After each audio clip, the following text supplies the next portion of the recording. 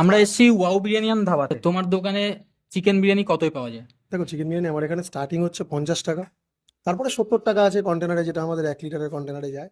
তারপরে তোমার বিভিন্ন রকম আছে, 250 টাকা আছে, 500 টাকা আছে। 500 টাকা যেটা আছে, 4 লিটারের কন্টেনারে যাবে। 8 পিস চিকেন দিয়ে যায়। মাটন হলে ওটার দাম পড়ে যাবে 900 টাকা, 8 পিস মাটন দিয়ে যাবে। চিকেন 70 টাকা, যেটা ওটা 1 পিস চিকেন দিয়ে যাবে, কিন্তু 2 পিস চিকেন দিয়ে সেটা 100 টাকায় যাবে। বসে খেলে আনলিমিটেড। এটা তো প্রপার মানে টাউন এরিয়া না। আর এখানে না প্রাইস রেঞ্জটা একটুখানি কম।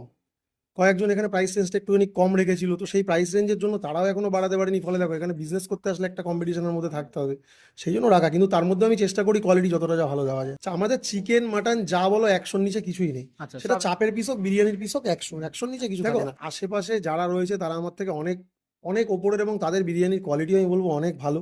সেটা নিয়ে আমি কোনো তর্কে যাবো না।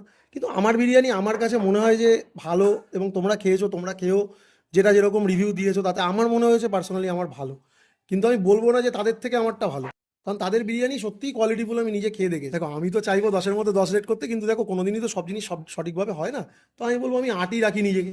ঝাল জ্বালার কারণ দেখো, মিষ্টি চাপটা না অ্যাকচুয়ালি যেহেতু মুঘল আইটেম, তো ওখানে মিষ্টিটা বেশি ইউজ হয়।